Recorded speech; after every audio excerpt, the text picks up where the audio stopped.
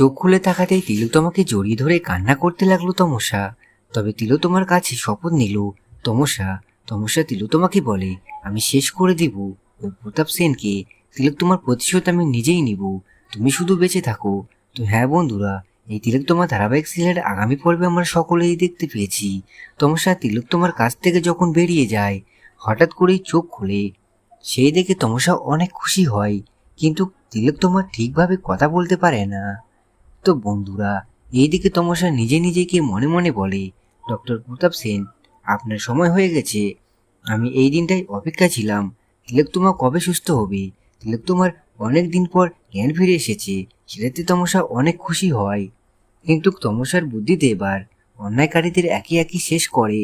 কিন্তু ডক্টর প্রতাপ সেনের মুখোমুখি হতেই প্রতাপ সেন সবকিছু বুঝতে পারে। এবার তাহলে তমসা ডক্টর প্রতাপ সেনকে কিভাবে মারবে, সেটা দেখতে হলে জানতে হলে চোখ রাখুন শুধুমাত্র স্টার জলসার পর্দায়।